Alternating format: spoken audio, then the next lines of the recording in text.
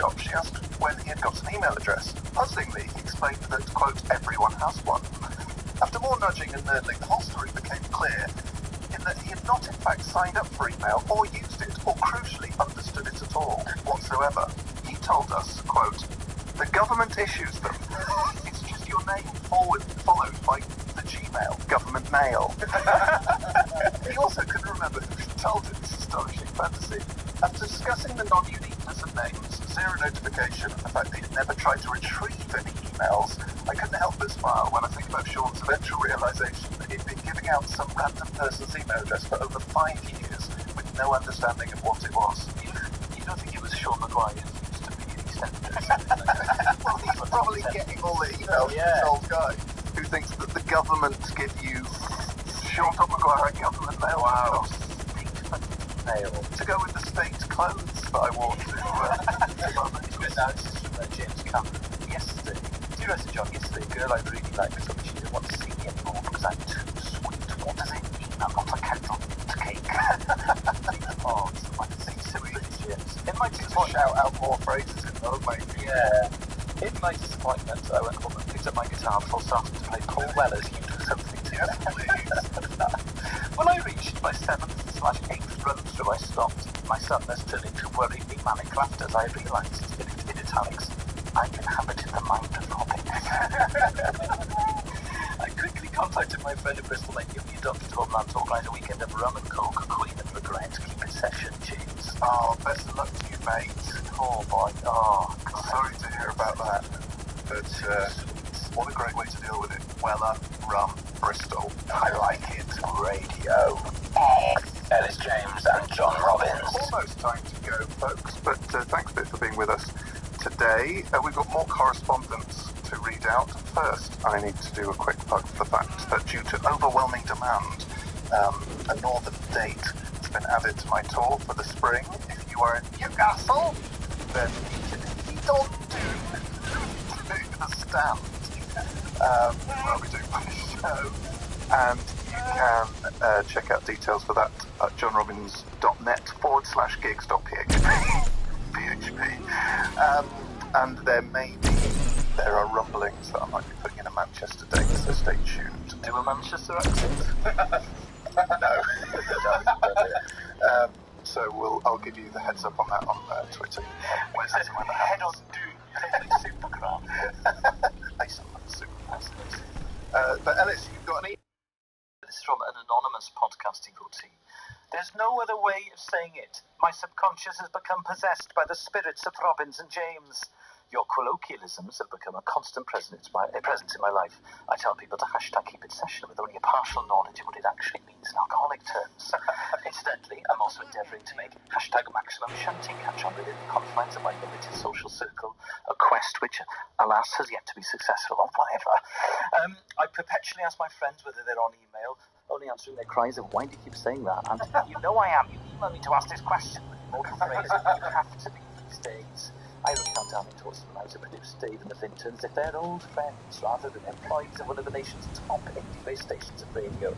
But this really made us laugh. This is all well and good, but in the past week alone, I've no fewer than 5 times had to remove the word vibe from coursework. Without having any memory of putting it in the first place. How can I ever hope to graduate if my major argument about Finnish composer and all-round legend Sibelius is simply that he rejected the hallmarks of modernism in favour of a more integrity-driven mind? I beg of you, for the sake of my degree, release my mortal soul from your vine-emitting grasp. Sincerely, anonymous podcast devotee. That's brilliant. I think that you could use vibe in coursework. Also, Ellis, it's Sibelius. Is it? David Mello will be shrieking downstairs. How do you know that? Because I used to listen to classic FM. Did you? Yes. As a youth? Yeah. God, was school tough? Yes, very. Thanks for reminding me. Thanks for sending that in, and sister. Now, Ellis, top news. This comes from Dave, a listener called David Massey. Pizza Express, as you, I'm sure will know, and as I know, are on email. Yeah. I receive an email from Pizza Express every day. Yeah. But Dave has... I email them back just to sort of Just to check in. Well, Hi, guys. Dave has had email contact with one of the bigwigs at Pizza Express. Right. Because he's a friend of theirs. Listen to this for a conversation. So the first email comes from the Pizza Express person. Hi, Dave. What's the name of that Radio 6 DJ who loves Pizza Express? Dave replies, I think you mean John Robbins on Radio X. They reply, that's the one, cheers. He then says, why do you ask? And then the Pizza Express top exec replies, public relations give gift cards to celebs that like the brand. Not sure he's big enough to work forwarding the name. Pizza Express! A stake through my heart! I'm going to do a Geldof. Give him a cord. Yeah! Give him a cord. Come on. Pizza Express. I've been an apologist for Pizza Express since I went there on my 8th birthday. You've been Since the 1990. 8. Yeah. You've been into Pizza Express for that long. Okay, Dr. we're Pizza Express. We used to go there, the one at the top of Park Street in Bristol, which I believe is one of the first Pizza Expresses. Really? Because, I grew up probably 150 miles from my nearest Pizza Exactly. Express. Well, it was just a 25-minute drive. I would have been a student, I think. I used to get so excited before going, and now... Good reason. I know! Now you've been let down. I went to the chef when I was 10 to ask how they made their unique dressing. Oh. When finally it was released in bottled form in supermarkets, I bought 3 bottles. Is this going to leave a sour taste in the mouth? Well, having tasted their short-lived tuna and lemon pizza, then maybe yes it will. Also, I submitted my dream pizza to your recent competition, and it didn't win. It was called a tuna picante. Oh. What was on it? Tuna, jalapenos, olives, capers, anchovies. That's hot sauce. Pizza Express dressings. I mean, the overheads would be massive. You'd have to retail about 40 quid. Also, you'd have had to like all the things that most people don't like on the pizzas. Yeah. That's my dream. You should have called it the Renegade Pizza. I should have called it the Renegade. For people who don't like normal pizza toppings. So anyway, Pizza Express. Oh. I don't want your gift card anyway. I do. I really want your version of the Nando's Black Card, which I know exists, and Andy Peters knows it exists. And he's tweeting him to get hold of one, and he won't send it to us. He's too busy sending to Amanda Holder. I've done too much research on this topic. Radio. Ellis James and John Robbins. At Most a Kiss by Blossoms, a band from Stockholm, Dave's very proud about, and apparently the band's named after the pub on the A6. Is that true, Dave? Yeah. God, I'd be so proud of that if I was from Stockport. But anyway, this is it. We're saying goodbye. It's our 100th show. Yes. Done and dusted. Over and done with. Over and done with. We'd like to say a big thank you to everyone who sent in a huge amount of correspondence this week. Sorry we couldn't fit it all in. But one thing we must mention. Oh, I nearly swore that I just knocked something over, but I didn't because I'm a professional digital Yeah, see, I think I would have done that. I think I would have said something bad. I need to... All right. Terrifying. Hi, mate. From a long-term listener, I think our American listener, Dynamo. Our American listener. Yeah. She says, also we got an email from someone who's keeping an eye out for me in Barbados. He's a Barbadian listener, or Barbadian listener. Anyway, Dynamo says, just a quick note to say thanks for playing Patio Song by Gorky's in this week's podcast. Oh, that's true. Download the podcast for the Cubic Sessions session. Yes. Come at the end. It's the first time that I've heard that amazing tune in a while. It inspired me to dig out my old copy of Barra Fuckle, and I'm now basking in Gorky's World of Audio Joy. However, Dynamo has sent us in a... Oh no, that email is not from Dynamo. That is from a guy called Jamie. Sorry. Well, thanks, Jamie. Dynamo, however, has tweeted in a picture she's drawn, a congratulatory picture for our 100th show. It's David Mellor dressed as a Teletubby. Yes. It's quite disturbing image. It is quite disturbing, although I was very disturbed because initially I thought it was me. Yes. And we're going to tweet the picture now, I think. Yeah. And if you look at him, imagine how stunned I was for about 5 seconds. I thought, oh, great, yeah. So you hate me, cheers. And now I realise, obviously, this. Thanks so much for sending that in, Dynamo. It says, I'll never forgive your podcast for teaching me who David Mellor is. And you can download the podcast from iTunes and all the usual Android-based Vibe stations. But before then, here's to another 100 shows. Thanks so much for listening. It's time to say goodbye. Goodbye. Goodbye. Radio. Ellis James and John Robbins. Folks, this is the new regular feature at the end of the podcast, the Keep It Sessions, where Ellis and I get to play you little excerpts of maybe bands that we talk about on the show that wouldn't be appropriate to play. However, we want to sort of involve you in their vibe. Ellis last week had Gorky's, Yeah. and I the week before that had Zappa. And this week I've gone for Godspeed You Black Emperor, because they are the subject of my Winner Plays On topic, and also are, I would say more than anything, the band people are least likely to have actually heard. Yes, and Edinburgh shot to one of their records. I did, and it's from that record that my clip today is coming. However, the one downside is, of all the bands on earth, Godspeed are least suited to 30-second clips. Yes, 100%. Their songs are usually around the 20-minute mark. Yeah, you're not really doing justice. No. And more quiet than like that. Yeah, more quiet. 30 seconds and more quiet. Yeah, but they've got some songs that suit a bit more, especially from the album they did with Chris Breeze. Oh, yes. Radio. Oh, what's it called? Rock Action. Yeah. Anyway, so this very brief excerpt gives you a taste of the sort of dynamic range. This is from the album They're Just Getting Close Like Antennas to Heaven. It's from the last track on that album. And here you go.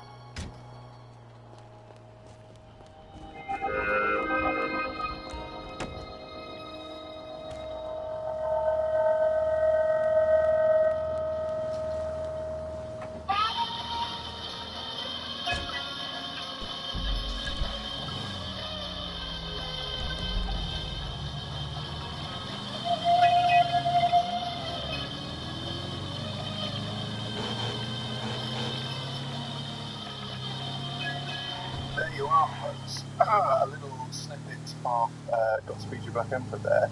As I say, if you were to see them live or listen to the album, you'd have had about 5 minutes of the soft bit at the start, and then like another load of the loud bit. It's great driving music, that whole album actually.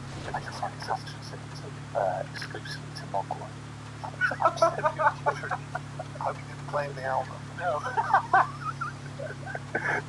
I haven't, my accountant hasn't emailed me my tax return. I've been worried. Oh, I said he usually does it get us done in October. 16th of Jan. It's the latest I'd ever left it. It's the inside of everything. Well, I did it in blooming May. Wow. You are something else. Thanks, mate. You've come from a different planet, I think. Thanks. Anyway, folks. Compliment, Joe. Dude, you are. It's not a compliment. Yeah, I'm from a different planet. How many people do you know that are different You're like an planets? atom in Asia. That's what everyone said about David Bowie. He said he was from a different planet. His tax return. Well, which we actually touch on in the show, bizarrely. Yeah.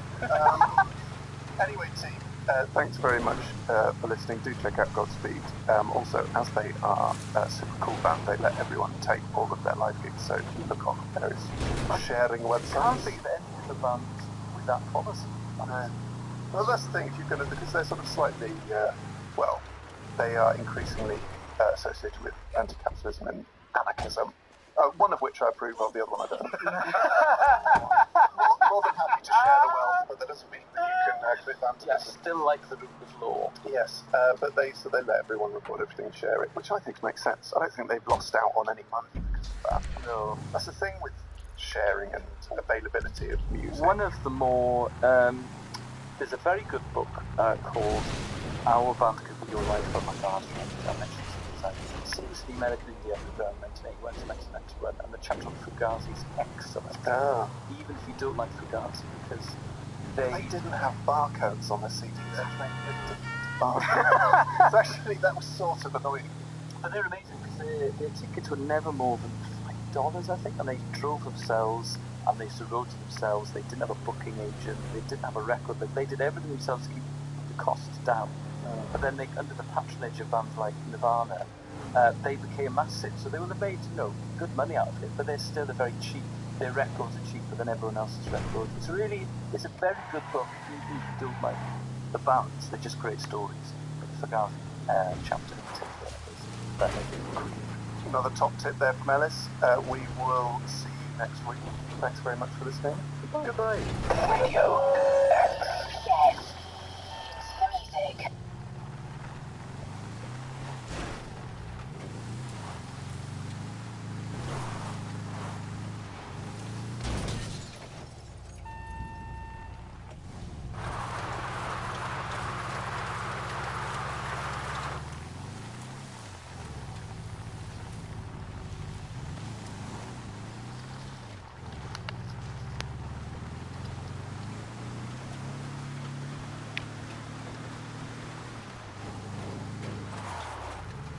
Radio X. Ellis James and John Robbins. Folks, welcome to the podcast.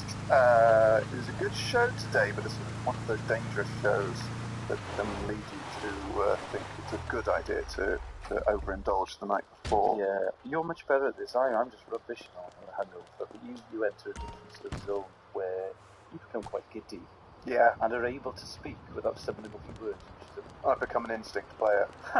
yeah. Quite know what I mean by that. Oh, you are. I mean, you know, you're like James Cameron's the 1980s Australia. You play Kant. Thanks, mate. The thing is, when you're hungover, it gives you a bit of manic energy. But I remember Tony Blackburn. It's weird having, I used to read aloud his biography. Some of his advice does stay with me. He used to say, stay up a bit late the night before the show to give you that sort of spring in your step. Oh, I don't know. I was up late, and I first 2 minutes I had a bad night because I'm so tired. Folks, we did an enjoyable show today, and I hope you enjoy listening to it. We've got an email here from an anonymous CRP sufferer, which will be made clear. It says, hello, is this thing on? Dear Ellis and John, firstly, congratulations on your recent century. I'm a 5er, and I'm writing to you today to convey my sympathies with John, for I too suffer from CRP, brackets considerably richer partner, syndrome, and also I'd like to share with you an experience from across the pond. Before I go on to the latest anecdote, I like the idea that you can describe how long you've been listening to the show by the number of the podcasts you started at. Yeah, it's like Conkers. Yes, it is like Kant. So one is from the start. I got a more successful business. Mine just takes the pressure off. Absolutely. It's nice to say I'm just going to pop out to the shops and I'm like, do you want some cash? You're like, yeah, knowing that you'll get the next point. Yeah, I'm absolutely not going to make rent for that, and I'm very happy about that. I can afford rent. Yes. Well, funnily enough, I walked to Blackheath the other day, and because I've been watching Victorian Bakers on iPlayer, I just wanted to eat a slice of bread. So I went into a cafe and I said, can I have a coffee and some bread? And they sold bread. They sold like artisan loaves. Oh, right, so was it? So it was like 2 slices of bread and some butter, and the woman just could not understand what I wanted. So it wasn't like a Cockney calf? No, it was a fancy place. Yeah, Black. And so she gave me 2 slices of bread and some butter, but the bread cost more than the loaf. So it was £3 for 2 slices of bread and some butter. I should have bought the loaf for £2.50, cut off 2 slices myself, and taken the rest home. You could have done it fancy. I could have, which I had just bought. Yeah. In Blackheath. Oh. From the Cook Nook, which is closing down. It's got 20% off sale. Hey, he's open till Friday. The guy in the Cook Nook's really nice. He's closing down, so he put the rent up by £12 grand a year. Oh. Because the chains are coming in. There's a big chain shop.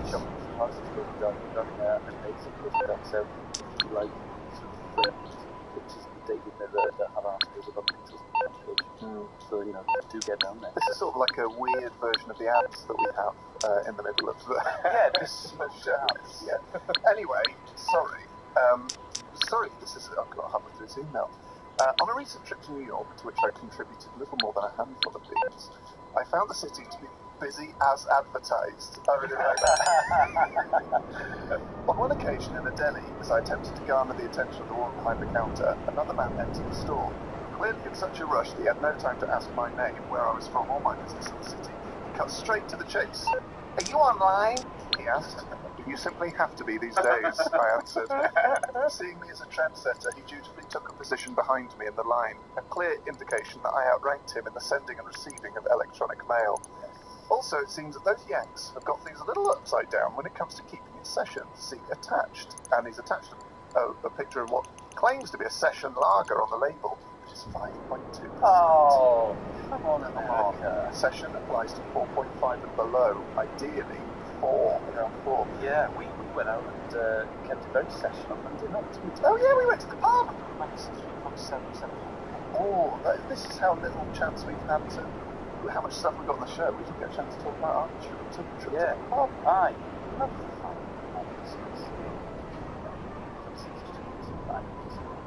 We had another email from a girl who's just moved to America. It's just, if you're an actual, if you're not sort of an expat living out, if you're actually just an American, what So Those English guys are so quirky. yeah. They're so kooky. God, what a sort of odd introduction to British culture this offers. Have you got any emails, El? No. Okay. So, hope you enjoyed the show. I've had some dates added to my run at the Soho Theatre in London. Which is a great achievement, because I've done the Soho Thank you. Theatre. Well, I was just stunned, because I've done 3 runs at Soho Theatre. I've never saw very well there, because I always thought I did too many nights with 3. I just think I would have sold out one. Great. So to do 8, Yeah. you're good. good. We both, our profile, our stars are in the ascendancy. That is true. But I mean, I was tying up with the Root Nights in 2012. Numbers never do. Anyway, team, you can head to the Soho But I was Theatre. charming. Stop talking about the Wait, fuck, Alex. You can head to the Soho Theatre website, or my website, johnrobbins.net, to get tickets for next week, 26th, Tuesday to Saturday, and then February the 4th to the 6th inclusive. Also, I'm working on getting Manchester date for the tour, so stick tight. Any plugs for you, El? Okay, cool. Well, Ellis, you brought so much to this intro. Is there something that I didn't know? Oh, no. So we'll see you at the end of the show for our Keeping Session now my sessions. confidence has gone now. I've got an empty ear. Keeping Session sessions at the end. Hopefully, in the meantime, bye. Ellis James and John Robbins. I am John Robbins, and to my left is the only man to have bedded both Keris Matthews and Ian Evans. It's Mr. Ellis James. Interesting story. Ian Evans was my grandmother's next door neighbour. Is that true? That is true. Is that how you No, introduced him? no, I didn't seduce him. I allowed myself to be seduced. When my mum was doing her PGC, she did a child study on Ian Evans. Really? Yeah. When he was like 5 or 6. I mean, he really is one of my heroes, and you couldn't have chosen a better reference for that, John. And now I'm thrilled, because I'm going to think that it happened. But you hate rugby. But I love him. Why? What Because he would dance on the pitch like an Well, ice skater whilst... That's not what he's been paid to do. While the rest of them all in a scrum. I will Pirouetting. show you the try he scored against Scotland at Cardiff Park in 1988, and it would make you weep, John. Just how sport can be big. You're a bikers. I've been checking my iPhone halfway through it. It's like 25 seconds long. Yeah. He's like, it's like watching the Chinsky dance. Is it? Yeah. Fair enough. Superb 80s mullet as well. Really? Well, for a man who doesn't like rugby, you seem quite beguiled by it. I am. Just him in particular. And Jonathan Davies, who once, he got done for drink driving, and his excuse in court was he was trying to eat a curry which was on his passenger seat.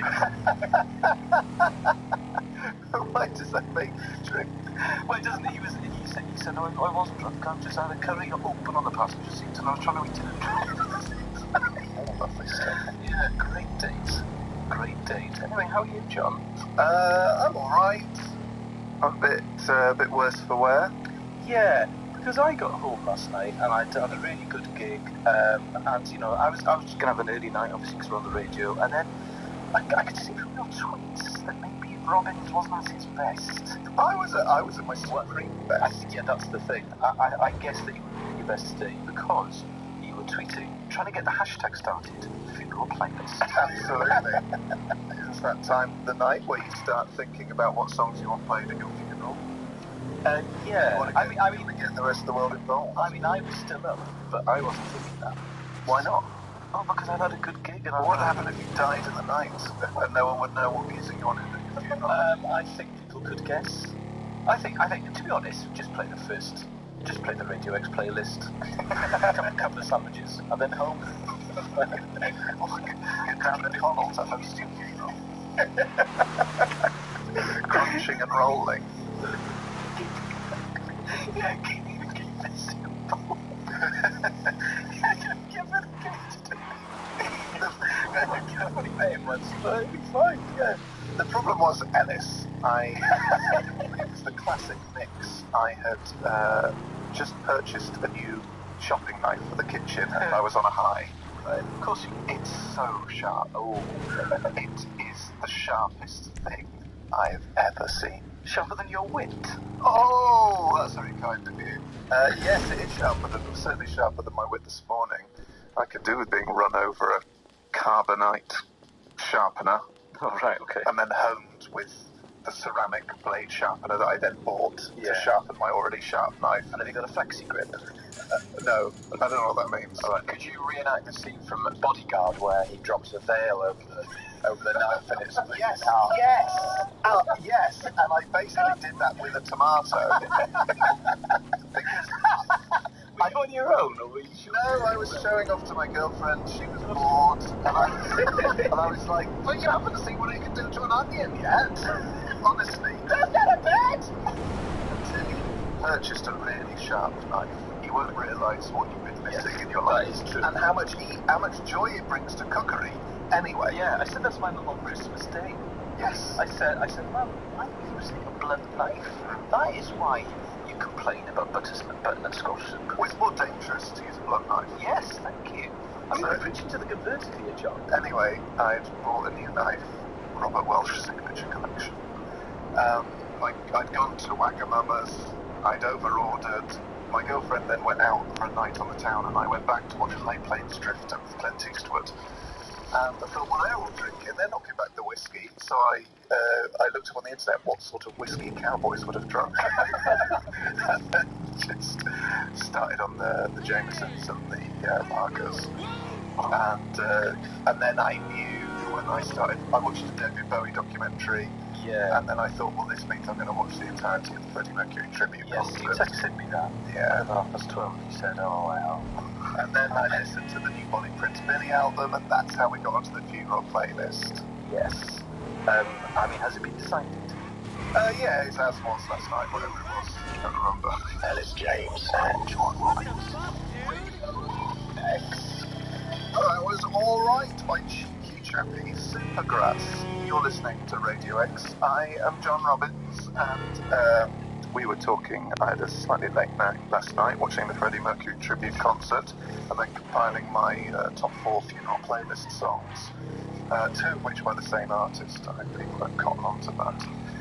But we've had a text in from Errol, which is a great name, and he says, I can totally relate to late night wine and whiskey funeral playlists. The only confirmed one on mine is Ecstasy of Gold from Good, Bad, Ugly, as I disappear through the curtains. Lovely stuff. Thanks, Errol. If you have any songs on your funeral playlist, do text in 83936. You don't have to. No, it's come a on. fun. Let's keep it light. Saturday morning, so desperate for us to keep it light. But it is light to think about moving on to the next realm, to the sound of your favourite artists.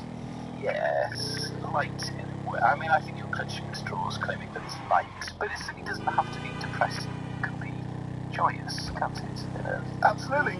Having spent time in Barbados, as you know, Ellis, I'm now have a much more Bayesian approach to funerals, which is their celebration. Everyone in the community goes to them, even if you didn't know the person, to have someone on funeral. Yes. Oh yeah. I mean, I'll be celebrating you. I'll just. Don't do any chants from the pews. No. We all dream of a team of Johnny Robs. Yeah, a team of Johnny Robs. Yeah, to sing that to me when we started on this radio show to shine me up. To try and pick you up, yeah. I mean, I don't bother anymore. because I think it's funnier when you've been thinking about your funeral until 2 in the morning. Yeah, but I wasn't down. No, you weren't down. That is the complex paradox of Robbins. Yeah. But do you know what happened to me this morning? I got a podcast devotee was on my train. Oh. And as I was at Victoria, I went to the sort of far end barriers because nobody ever uses them, so there's never any queue. Little tip for you. And he tapped me on the shoulder to say hello, but because I thought I was on my own, I was singing one of my private songs. Oh, yeah. What's a private song? Well, I Is it often... a rude song? No, but I often make up little songs if I think I'm on my own. I know you do the same. And the one I was singing was, I'm just a sexy guy. He appears right. Yeah, and he told me the show, running a bit late for Robin's on you, and I went, oh, yes! Sing it again. I'm just a sexy guy who likes to live his life. Oh, yeah. I bet in your head you've got that sort of vocal. Yeah, that's sort of auto-tune. Yeah. But, yeah, sweet. And then he didn't seem too put out by it. But as I ran to the tube, I thought, oh, my God, stop singing your private songs at train stations. People are going to see you. There's nothing wrong with singing a private song. I like to sing them in and around the house to my girlfriend. Yes. Well, when we lived with each other in Edinburgh, you'd come into my room and just sing them. Yeah, Often when I'm I a was fun guy. Often when I was stressed. And you would make these things to address. And you'd be singing about how so fun. you'd be singing about how you wanted to make love to my mind. Yeah, I wouldn't. I'd be like, John, What a romp that would be. John Kingston now. Yeah, I want to make love to your mind. Absolutely true. So what did you say to the podcast you go to? Yes. And then I sort of run off because I'd missed the form too, so I actually was running a little bit late. But if he's listening, cheers. We got some posts today, Ellis. Oh, did we? Yes, we got sent a bottle of hot sauce. I just get it here. I've been cleared by Dave to say this. It's called Dr. Aspern's Fire Roasted Habanero Pepper Sauce. It's brilliant. I've already had some. And what happened to you? Does what it says on the tin? Yes. Wait, disappeared for 5 minutes. I did. Well, it was imagine the heady mix of a funeral playlist followed by coffee and Dr. Aspern's hot pepper sauce. It tells its own stories. It did the job. So we maybe try some of that later. I had it on my morning baguette. Dave has already finished his Barbados pepper sauce that we gave him last week. Whole ball. Done and dusted. Maximum shunting, Dave Master.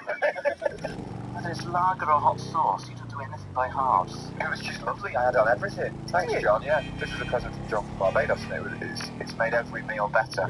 Wow. So, what, even like Cocoa Pops and sort of morning meals? No, not morning meals, but anything. You're having it over at lunch as well? Well, I'm never at home at lunchtime during the week,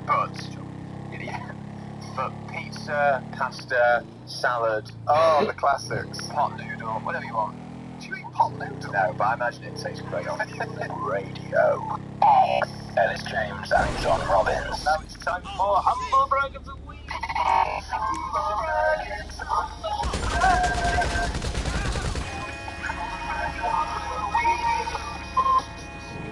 Social media. Every week, John and I choose the worst humble brags we've sent via the Radio X email. Humble brags, if you're not aware of them, are when people decide to sort of boast and disguising them known. So, John, what have you got? So this first one's from Facebook, and it's someone using the check-in function, and which sort of tells people where you are, which I find quite creepy. Yeah, points. Yeah. Anyway, this says, not sure what the point of this function is, but have some hours to kill, and he's checking in the Emirates Business Lounge in Dubai Airport. Sod on. And it says 151,000 people checked in here. Oh, well, sure they do, because they want people to know they're in the business lounge. Just shut up and don't go in it. Just go in economy, hate the flight, get as many Bacardis as you can off the flight attendant by charming him, as I did on my way back to Barbados, and then just quietly pass out with a painful back. If you've just tuned in, John's got a hangover. But other than that, he's great. He's absolutely on top form. This is from Twitter. When you're casually running in Bute Park, that's in Cardiff, two foreigners, probably aged 12, stop to tell you how beautiful you are. Hashtag thanks, hashtag but no thanks. Sad face and then a sad monkey with a tongue sticking out looking at the sky. He's trying to catch snowflakes on his tongue, like in The Revenant, which I saw this week. It was very affecting. Right, this is our humble brag of the week. It's anonymous, but we've got a nice message that accompanies it. This is a former friend of the person who emails, who is, I think, a radio presenter, not on this station. But it says hashtag TBT, which I'm told is Throwback Thursday. This is from Facebook. Why is everyone changing their profile photos of which of them in the 80s as a kid on a farm with their dad? Why is Is everyone doing that? Yes. Are they? Yes, but it's pretty annoying thing. Carry on, John. Anyway, so this is a Facebook post from a radio DJ. Hashtag TBT.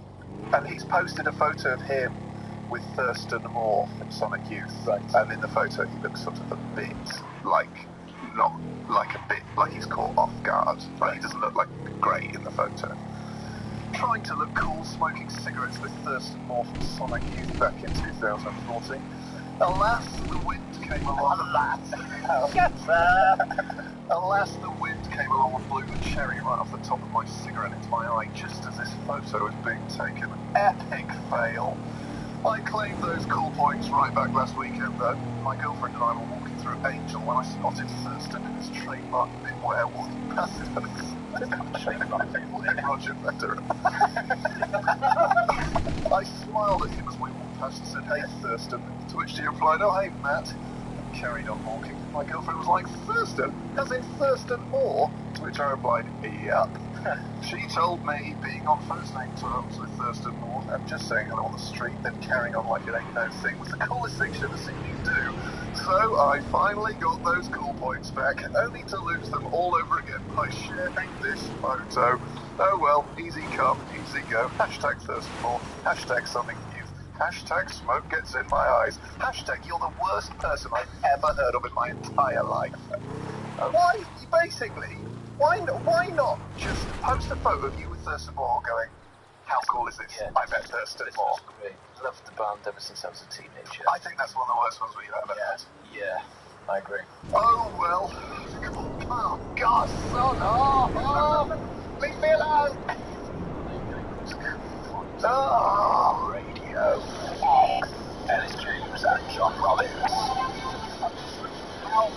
By Blur, the single that was victorious in the Blur versus Oasis debate of the early 90s. I remember it well. And whenever someone would come up to me in the school playground and say, "Who are your favourite Blur or Oasis?" I would offer them a wry smile and say Queen. Who are you voting for in Blur versus Oasis? At that time I was Blur, but I switched a lot. I was a bit turncoat and couldn't decide. Vin shaking his head. I think I was Blur as well, actually. What? Which is great. Yeah, the first album I got out of the two was, I think, The Great Escape by Blur, and then I got into Oasis much more. I thought Country House was wrong with it, which incidentally I read somewhere the other day that Country House outsold Roll With It because they released it on cassette, whereas Roll With It was released on vinyl, and the cassette outsold the vinyl by 20 to 1. Also, because I'm researching Oasis for your Winner Plays On, Roll With It's $3.99 and Country House was $1.99. Oh, it was basically this is creation, wasn't it, guys? To be honest, it wasn't. I don't own a single album or song by either Blur or Oasis. That's a fun fact. Ellis has trapped his finger out. No, I think I pulled my hamstring. I guess. It's the second time you've done your hamstring whilst broadcasting. Oh! Have you really? Good, it's gone back into where it was. Oh, I'm happy. You're very highly tuned. It's like broadcasting with Daniel Sturridge. You think he's back, and then half an hour into the show he's off again. Ellis, I just gave an amazing fact. Sorry, but I thought that was what he was reacting to. Yeah, no, I cropped up. Sorry, John. I don't own a single album or song by Blur or Oasis. Get out. In fact, I had to. Get out. The only I do. There's one. And it's an Oasis song that John Richardson needed me to download off iTunes so he could burn it onto a CD for walk-in music. Right. And then as soon as he burned the CD, I deleted it. Yeah. And what do you want me to? How do you want me to respond to that? By saying I'm great and cool. I will, because you're a confidence player. And if I don't, the next hour and 40 minutes of our show is in jeopardy. So, yeah, you're great, and I agree with all of your decisions. Anyway, Ellis, you've got a fun story to tell us. Yeah, it's spot above there. I'm in a spot above there. It was National Costume Day at my local primary school on Friday. Right. And I went to pick up my daughter from the childminders on Monday. But your daughter's not at the primary school? No, she isn't. It's just, I live very close to it. And when I went to pick up my daughter from the childminder, that's all the kids were talking about. And young Jessica said, I don't know what I'm going to wear. Because my brother... Who's young Jessica? She's just one of the girls who was the childminders. Because my brother Luke, he's already got his Viking costume sorted. Lovely stuff. Right. And I said, so you've got any ideas? She said, no, I don't know what to do. And I said, if you go dressed in traditional Welsh costume, like my sisters used to on St David's Day, I will give you £2,000 in cash. I don't know why I said that to an 11-year-old girl. Anyway, yes. I mean, it's quite the... It's a bit off the daily, is it? Yeah, but it's also, if you needed any convincing to do it, £2,000... To an 11-year-old, not Yes, money. a lot of money. Because of pox you could buy Big to you, it's just small change. Absolutely, yeah. But anyway, so she went, yeah, and I said, yeah, £2,000 in cash. I would even back it to you, I'll give you in cash. And then I had to explain back, so that's a different stuff. I digress. She said, will you pinky promise? I went, yeah, I'll pinky promise. So I pinky promise, and then that was it. I thought nothing more of it. And then she came round to us last night with pictorial evidence of her in a Welsh traditional costume demanding her money. I was out, and when I got home, he went, why does Jessica next door think you were to £1,000? What? Oh, no! So I don't know what to do. Someone suggested that I could pay her sort of £10 a week for the next 4 years. That's weird. What, like people are getting debt consolidation? Yes. I could sort of consolidate my debt with an 11-year-old girl because I was slipped with like childminders. £10 a week was like £100 a year. So it would take you 20. Yeah, I mean, she'd be in it. Years, 20 years. But so I don't know what to do. The other thing I noticed is that when I was a kid, whenever I used to go visiting my relatives or even my next, if I go to get my ball back from Auntie Anne and Uncle Roger next door, or my auntie and uncle who live next door, they'd often give me like £1. Yeah. Do adults still do that? Because I never give. I think it's sort of frowned upon in the current climate. Yeah, because I never give children money. Do you know what you should do? You should speak to her parents. Yeah. And say, I'm really struggling. You say, obviously, you don't expect me to give her £2,000. However, to her, it would be mean if I just didn't do it. And just ask them, like, what there must be something she really wants in the sort of £50 price bracket. 50 quid? What are you saving yourself 1,950 quid? And just get her something, or maybe, I don't know, a book or a toy or flannel, face flannel. Why did you go to face flannel? I was thinking about rubbish gifts, so I thought my friend completely different. No, but maybe a nice gift item, not like a key ring. As he suggested, chocolate orange. Oh, rubbish. Something decent. Ellis James and John Robbins. Radio X. You would have heard just before that I am in a spot of bother because I promised my next door neighbour who's 11 £2,000 in cash if she went. Is your next door neighbour whose daughter? Yeah. The homeowner of the house next to you's not 11? No. She hasn't come into some money and decided to buy a sort of 3-bed. Well, Donna Macaulay Culkin had divorced her parents. No, I don't know next one's Richie Rich. So yeah, I promised her £2,000 in cash if she went to National Costume Day at her primary school in traditional Welsh costume. If you don't know what traditional Welsh costume is, Ellis, could you describe it? You wear sort of like a stovepipe witch's hat and a shawl. And like a penny. And like a sort of a penny that's made of very, very thick sort of, I don't even know if it's I know what the Welsh word is, I don't actually know what the English word is, but it's not the most flattering. What's the Welsh word? I mean, I don't know why you're laughing. It is just I've just Wikipedia'd it. The elements of the Welsh costume: the gown or the bedgown, the cape or mantle, the skirt and underskirt, which is a heavy flannel with vertical or occasionally horizontal stripes in bold colours, often red and dark blue or black and white. Sounds very sexy. The handkerchief, and then the apron, and then if you're a boy, you wear a cap. So that has changed recently. Like, I used to go dressed as a sort of Victorian farmhand to school on Sunday when I was a kid. Did everyone wear national dress? Yes, including the teachers and the headmistress, and she would get into sort of frenzied patriotic lather where we would sing those sort of traditional Welsh songs, and she'd get a tambourine out. She'd Why? practically in tears. Why not just go in some non-uniform? Because it's Wales, man. Do they still do that? Yeah, of course they do. Yeah. They're singing like Calon Arm. All right, these drops are only accessible by seaplane. Now, she practically in tears, my headmistress. Okay. Mr. Daniels. Hope to speak to you soon. So, folks, what we want to hear from you on the text and tweet.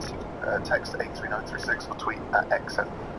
Oh, No, actually, I was going to say something different. Over 3 months. Tweet at X for the purpose of getting in contact with us. That's what I was going to say before I was rudely interrupted by you two. So you tweet at Radio X. And we want to know what's the most ridiculous bet you've ever won or lost. It could be with friends who've maybe said, if you scale that building, I'll give you £1 million. And then you've done it because you've been mad. So let us know. What an example. More other types of bets. More other just an example of a mad bet you might make with someone. I mean, Peter Parker. When I was at uni, someone bet Rossi that he wouldn't get a concrete deer onto the top of the dining hall, and he managed it. Ornamental concrete deer. And he threw he threw a cat into the Russian genius's bedroom. What an odd sentence. We had a Russian genius at our college. He used to correct the maths lecturers. And Rossi threw a cat into his bedroom, and he was like, "Rossi, why is there a cat in my bedroom?" But in a Russian accent. Yeah. And he started up a bridge club and put a printed out poster in the men's toilets that said, "Have ever played bridge or want to know rules?" That sounds like a genius. Oh, he was super clever. Oh, okay. Oh, yeah, we're all Anton was his name. He probably works in space now. Anyway, let us know what your get back on track. mad bets. We've not had any in yet, but no, it's because I don't know what's the text in. Text in the most ridiculous bet you've ever won or lost, terms, conditions, and what happened. Ellis James and John Robbins. X. Now, you know that I got myself into a spot bother at Stanwick because I promised my 11-year-old next neighbour Jessica, she's the daughter of my next neighbour, that I'd give her £2,000 in cash if she went to her National Crossing Day primary school in Welsh short dress, and she's done it, and is demanding her money. And A lot of people are quite annoyed at you, Ellis. Yes, This is I was going to say from that. She says, "You shouldn't make bets you aren't going to keep. You should at least give that little girl £200 to show you don't welch completely on your bets, or you're not a man of your word." Yeah, you can't keep your promise, and keep your promise. You have to make good. You will make that poor child think she can never trust a grown-up ever again. Cough up tightwad from having been trustworthy adult. I mean, you can't use the word cough up when it's £2,000. It's not like a tenner. No, I mean, I'll give her something. I think I'm setting very odd precedent if I give her £2,000. Yeah. I haven't acted it as well. She's got bank account. They have to be. We set up a child's ISA. Yeah, okay, I'll do the decent thing. I'll set up a child's ISA for her. I mean, it was a weird amount of money to put forward in the first place, wasn't it? Yeah, I was just living life. I'm just a sexy guy. You should take my advice and you should chat to her parents and buy her a gift item. Yes, I feel I should buy your brother something as well. Why? Because I know that he's a criticism. But you just make a bet with him. No, but that's why I'm so well adjusted, isn't it? There was never any favouritism lined up. Well, then buy me a present. but I mean, you're helpless. I mean, you can't help now. You're set in stone. You're moulded as you are. Yeah, and I thought you still buy No amount of moulded a present. No amount of presents can sort you out.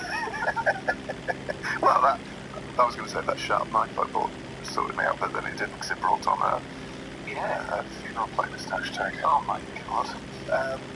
Sorry, if you were listening earlier, that must sound quite bleak. The knife was... I bought a sharp kitchen knife, which just changed my life. Yeah, for cooking, he really likes the knife. My girlfriend's quite annoyed because I now worship the knife. She said it's your favourite thing in the house, isn't it? And I said, no, it's second to you. But it is a tight second. It's very sharp. Your girlfriend's on the knife. You've been texting us in the most ridiculous bets you've won and lost. Some of them are quite dark. I like this one. My dad once told me he would give me a new bike if I ate a live moth. I'm still waiting for that bike, and I'm 37. That's weirder than Ellis's bet.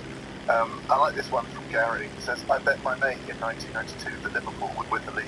Each year I have double or quits with him. The debt currently stands at £126 million.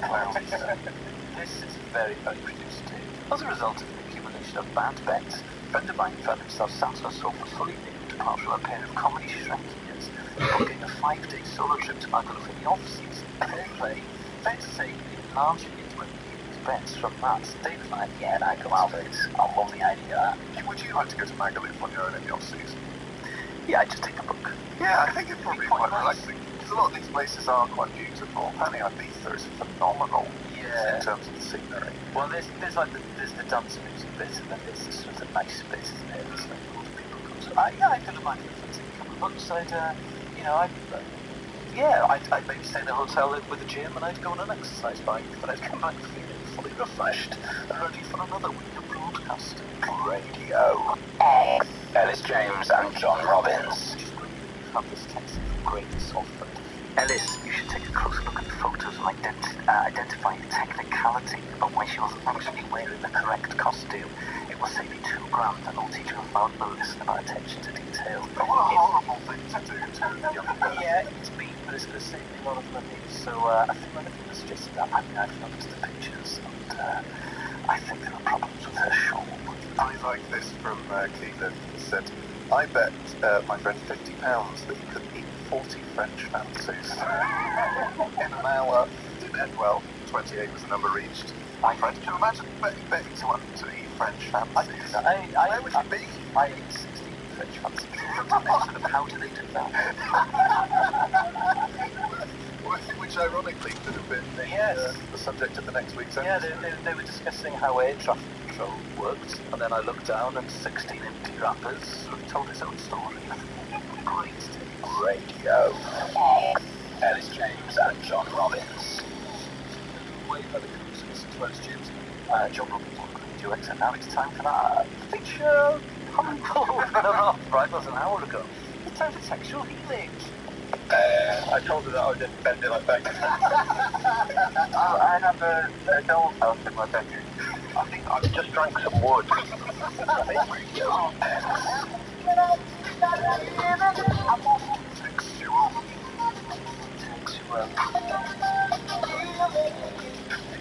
John and I attempt to solve the problems of a listener. We have a listener on calling in on line 5. Listener, are you there? I am, yeah. Unfortunately. Right, okay. Would you just, in case you'd like to remain anonymous, can we give your name, or do you want to... You can, yeah. Okay, what's your name? My name's Jamie. What's the problem, Jamie? What's the problem? Yeah, well, I've got many, but there's two on the top of the list at the moment. I'm not sure if they're interlinked. Number one, I've got a really big bum, so it makes me look really bad when I'm walking and running.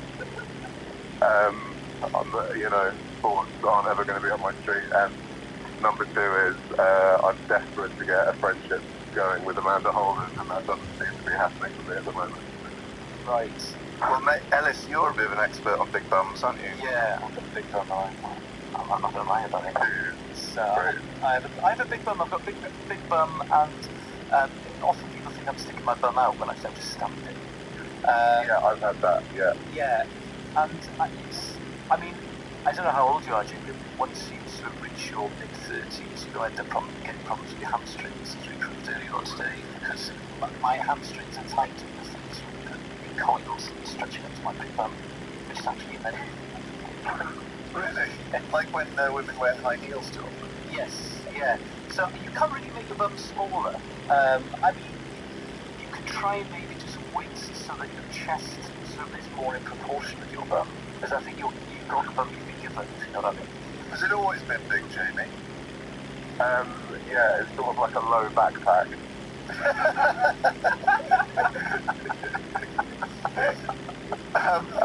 Yeah, but you can't reach the reward of a backpack. I've tried keeping stuff in it.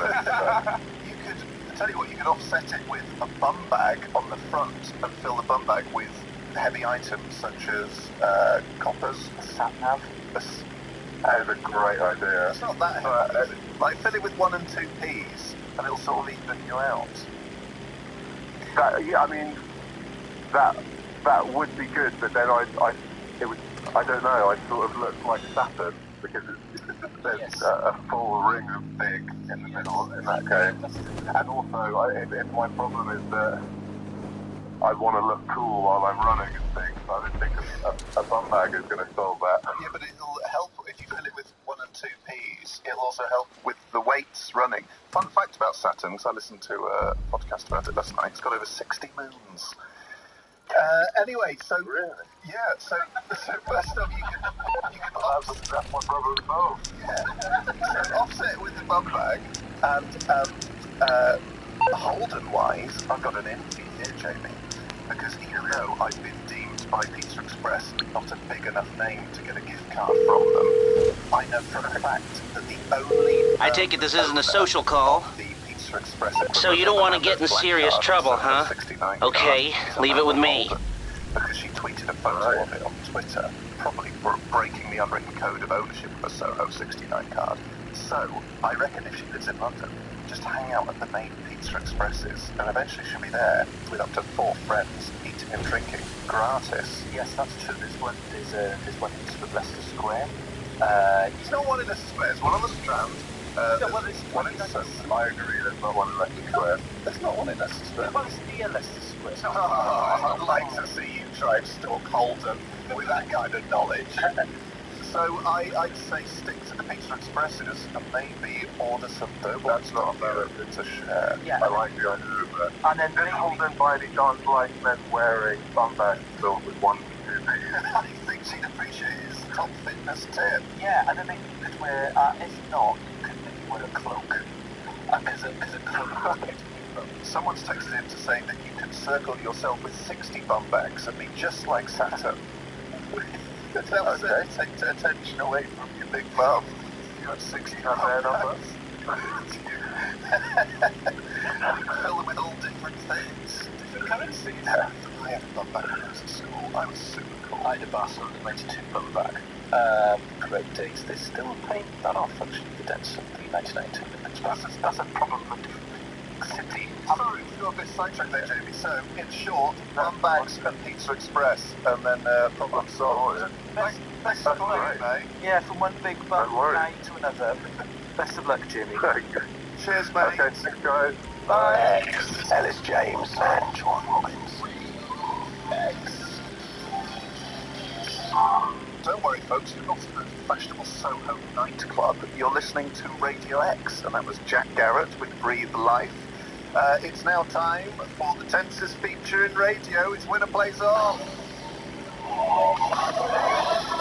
Last week, there was controversy reigning for a second consecutive week of controversy as I accidentally asked Ellis questions about Oasis the drink and not Oasis the band. Some have suggested in a cynical ploy to get Queen played on our show for the first time ever. I can neither confirm nor deny rumours. However, this week it is Oasis the band taking on Godspeed You Black Emperor, another band. You couldn't find 2 more different outlooks on music.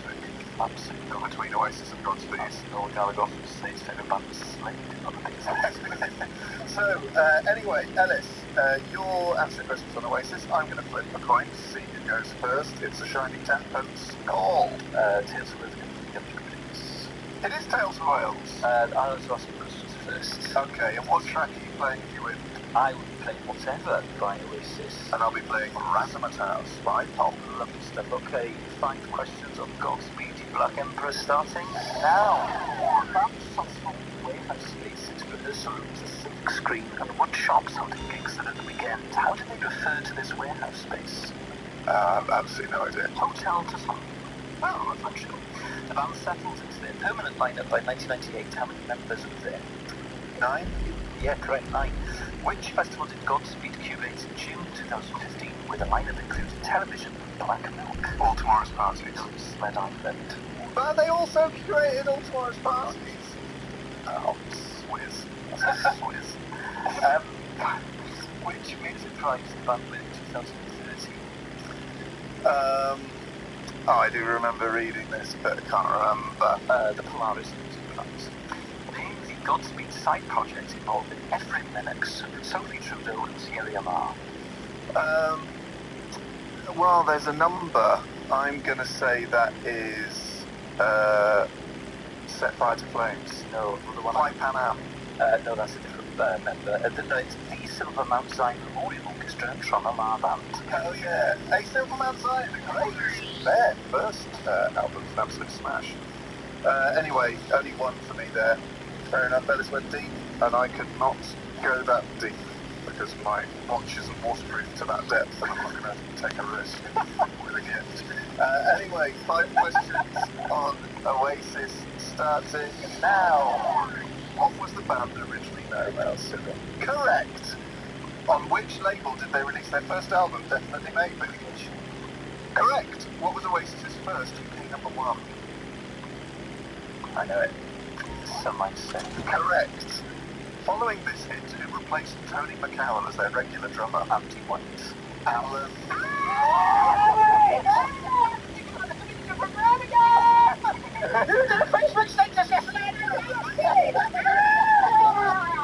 So you already won, shut up. We had that man that Ross sent in all of the phone and I was How many of the band's 7 studio albums reached #1 in the UK? all of them. Correct! Right. There you go. 4 right. I'm thinking about the Canadian Andy White because he liked his Facebook status. Good status. So there you go, 4 questions out of 5 on Oasis. So Ellis gets to play his track. Ellis, do you want to introduce it? Yes, this is Whatever by Oasis. Ellis James, John Robbins, Radio X.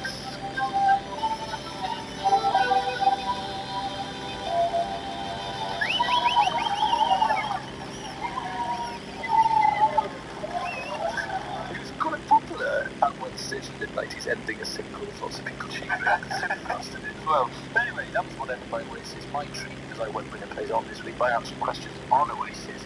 John, match 3, some Godspeed You Black Emperor, but he needs to change his topic, so what's it going to be? The planet Saturn. Okay. That is why this is the best feature on radio. Oasis take on the planet Saturn in when it plays on. Right, so I'm going to have to research Saturn somehow. Wikipedia, I'm actually not coming to it all. Great, alright, well, that's something to look forward to. I should point out, we've had a tweet from Tom Gove. He says, it said Whatever was up next on the Radio X app before Winner Plays On had finished. Do I detect match fixing? Don't worry, Tom. It's all legit. It just so happens that we queue up both potential winning songs, and it was the case that Whatever was just first in the order there. This isn't athletics. No, what will happen is when all tennis, but not UK football according to Arsene Wenger.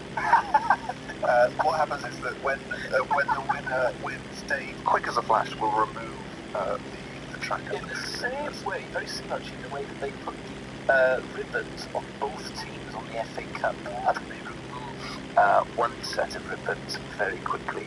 Basically, that's Dave's job. Yeah. Remove ribbons from our playlist. Radio. Ellis James and John Robbins. It's time for a new semi-new feature in which Ellis reads aloud from his a diary he kept at his early stages of gigging. It's rapidly becoming from anyone of my favourite features. So, Ellis, what have you got for us this week? This is from the 3rd of October 2007. So you've been going about 2.5 years? 2.5 years performing at the Propaganda Music Canteen in Anthem. I didn't get there. Awful, is it horrible? Yeah. Anyway, as you can imagine, for the squaddies. Yeah, it was, as you can imagine. And he performed under a massive fake picture of Michael Stipe. Yeah. What? Yeah. It was an indie rock, an alternative rock tapas bar, and they ran a free gig. I once had full of squaddies. I once had a gig there that went so badly that I offered not to take my fee. Yeah. And the other actor, do you remember Danny James? Oh yeah, yeah. He went, rule number 1, never, ever refuse your money. I thought, fair enough. That was a very bad impression of him. Fair enough. Oh god. But anyway, I remember this gig. I was quite good run of form, and everyone told me it was the hardest gig in England. I was like, you didn't see what I did at Tewkesbury last week. So I took the gig thinking this would be a real test, and I'm ready. And the gig obviously went very badly. I know it's gone badly because I've awarded myself 2 out of 10, and it's on the diary entries written all in caps. Exactly. The headline act is to move by the scruff of the neck by shouting, being louder than the talkers. This is something I must instinctively learn to do with comparing a difficult gig. I can't believe I went on and tried to do the whole shambolic, shuffling, endearing thing. I am pathetic. I should. That's never worked. Yes, fair enough, yeah. I should have been larger than life. Just like the headliner is currently being, his repertoire is arrogant. Currently being? Yeah, while he's on stage. Yeah. He's discussing mainstream topics and he's doing it well. I need to write jokes. I need to write jokes! Take that out. I can see why the headliners are Jonker's regular. He's managed to get some bands out of a crowd I thought weren't interested in. Some of them had learned English in the last 24 hours. His band's topics, the best place to have a fight in town. The town's main industry, jobs. What's attractive? Local news brackets, if possible. This week's news brackets, general. The headline is discussing the best time to get served, where the taxi drivers have no change very often. And also what swingers nights might be like. Oh, good grief, it was a free gig. When comparing, I need to find stuff like that out beforehand and arrive early to sound the place out. God, tonight was hard. But, that's so funny. What I love about it is, I knew you at this time, and yet the writing suggests you have no sense of humour. About age so early. Because I was so desperate for standard to go well, and more often than not it went very badly, so I was just always very angry at myself. But I found this from the 12th of November 2008, Royal College of Music and Drama for a promote called Silky. It was fun, but very poorly attended. Got to be honest, I think quite well, but didn't take it very seriously. John Robbins is a bad influence. He did the gigs again, I took it was on, and the full point is he needed to wake him up before he headlined. Oh yeah, he stole the stamp that they put on the NUS cards there. He's in his 50s. To get free rail ticket, and then the head of the NUS panicked. And he had to go and return, because it's an official stamp they put on NUS cards. This 55-year-old comic to return a stamp to a gig in, was it Bournemouth or something? Oh, yeah, Warwick or something. Radio. Ellis James and John Robbins. It's from the Robbins camp. Due to medium demand, I've added some more dates to my Soho Theatre run of shows. Have you? Yes, actually, mate, don't sound so surprised. Some people play there for a long time. To get your voice into a less surprised tone right now. Career-wise, it would be so unlucky. And I appreciate that. Thank you, I stand by that. So how many dates do you do now? No, just an extra 3. It's not like an extra 3? Yeah, it's not like one of the big ones. So how many do you do total 4? No, I'm doing Tuesday, 5, 6 and 8. Hey, shut up. Yeah, I'm doing 8 days. So you're up. Shut up. Everyone shut up apart from 8 dates? Yes! Yes! No! The downstairs room!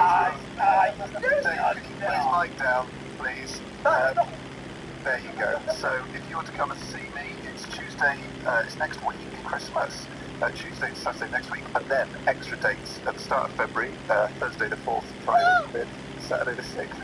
And I am trying to get a Manchester date for the tour. It's in hand, please. It's not the result of any prejudice, so don't suggest so on Twitter. That's over 1,000 tickets, isn't it? Yes. So, anyway, do head along to the Soho Theatre website on johnrobbins.net/list. Alice, shut up! And stop undermining my confidence. It's my job. No, you've always been a great act. It's just people haven't noticed that and bought tickets for your gigs. That's it. No, people have bought tickets. Oh, God. Anyway, let's read some emails out. Hopefully, that's your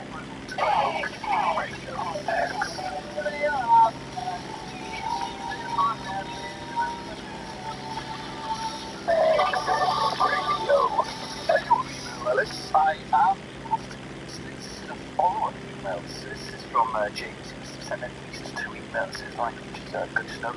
He wrote to us last week because he'd been had his heart broken by a girl and he played You Do Something to Me by Paul Well on his acoustic guitar called Full Robins. So he was just saying, I'm just listening to the podcast, thought I should probably let you know I'm fine. It's a genuine level of concern about me, which I really appreciate it. But I felt that everyone was worried slightly too much. He had a night out in Bristol. I had a great night in Bristol, and to be falling asleep next to a bounce on the bus. Lovely stuff. My friends are, of course, sympathetic to my situation, so the opportunity to use me for late night buckaroo. As it being too sweet, that was the girl's excuse for not going out with him. There's at least one seagull in the King Street area of Bristol who will strongly disagree. After I spent a good couple of minutes telling him or her that they should fly away from the area. Fly away from the area. Thanks, James. I love the idea of a drunk, heartbroken man shouting at a seagull. Thanks, great. Here we got a message from Sam. This is in reference to something we discussed a couple of weeks ago. Hello guys, Wanna here. Thanks for shouting, are you on email, etc.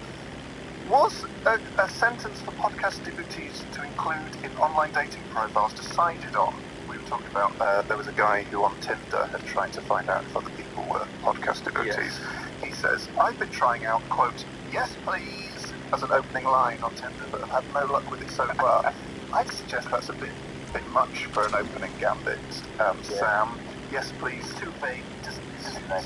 It's also too keen, date-wise. He goes, thanks for the date.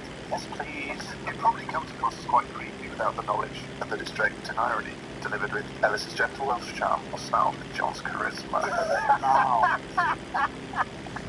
Anyway, let me know on the show, and you, Sam. Thanks, Sam. I think it's your opening gambit on Tinder or any online dating thing. If you want to find a podcast devotee, the first question has to be, are you on email? Yeah, I think so. I think it has to be. Hashtag maximum shunting. Good probably. Oh, yeah, that could be misconstrued. So, yeah, if you're trying to find another devotee, begin asking them, are you on email? Yeah. Because it doesn't sound friendly. Yeah, nice and safe. Very good. It just shows that it's technology. This is an email from Kevin. I just thought I'd add my piece of analysis. Great piece of work done by the list last week. Ross Nicholson sent in an analysis of the 100 episodes of Winner Plays On. And he's sent us in 4 Venn diagrams, not pie charts. Pie chart number 1, the percentage of times contestant has been submitted about questions John has read, and the pie is 100% blue. Percentage of times contestant has a secret about an answer, John is in blue, I regret. The pie chart is 100% blue. Percentage of times contestant has made the whole thing feel uncomfortable. And the percentage of times contestant has been passive aggressive, again completely blue. He sent us in 4 blue pie charts. Hold my hands up to that one, mate. Anyway, folks, thanks for listening. Keep the emails going to saturday@radiox.co.uk, and we will see you next week. Goodbye. Goodbye. Ellis James and John Robbins. X. The drummer quit because of his football training on Wednesday night. The verse, but Bowie never forgot it except for Christmas time every year. He told us that last week. Did you tell it to me at the pub? Yeah, maybe I've heard that. Right, okay. And you said the Christmas card every year invited this drummer who'd never been on, the first drummer, so that not the successful one, to his 60th, at which point his wife found him talking about something called Brian Eno. Just some guy from home. Fantastic. You should keep all this in the outro, because you know that trip to the pub we had? Yeah. This is in relation to sessions. I took a photo for my Instagram at @Matic_referee, and someone messaged me on there saying, where are we? What was that Godspeed You Black Emperor track you played on the podcast? And I replied, and this is so Godspeed, I worked out what the name of the track was. As far as I can make it out, it's the end of Attention Mon Ami, fa la la la la, 55 Saint Laurent, and the beginning of She Dreamt She Was a Bulldozer, She Dreamt She Was Alone in an Empty Field.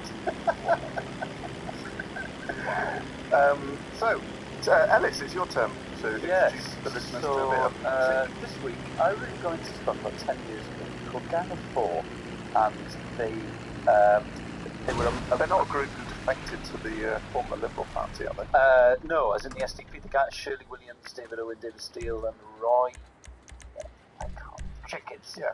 No, not that Gang of Four. They were the Gang of Five, weren't they? No, they were Gang of Four. I think there was a reference actually to Chinese communism somehow, because they were a group of like Marxist students from Leeds University, and they were part of the sort of post-punk sort of. Why is it Dave? Because Dave's got his "you're going off track" face on, but I like it. Going off track. And they were part of the post-punk sort of movement, like 78 to 82. They used to really good albums, but this is it's very sort of dry and verbless and quite discordant, but also melodic at the same time. I think so. Very to do it.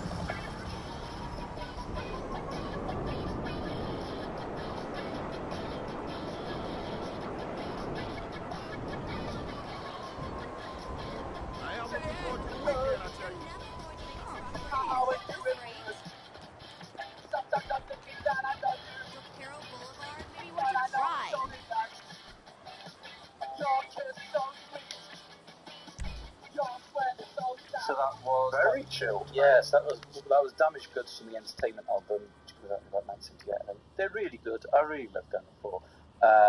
And they're still touring, I think, although I've never seen them. But yeah, it's John's turn next week. I started playing some this week. It's great. Yeah, so do check out Gang of Four on whatever is your mind.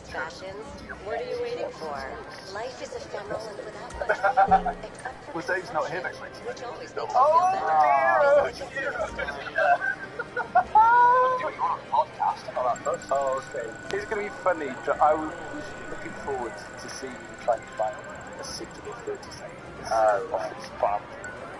So, folks, thanks again for being with us for another week. We hope you enjoyed it. Yeah, never leave us. Never leave. Okay, bye. Bye-bye. Radio. Music. So, there.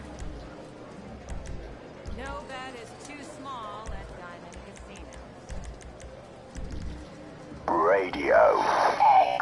Ellis James and John Robbins. I could sing with my personal Time songs. for the next question in Go the on, group. What was it? It was just being sexy and cool.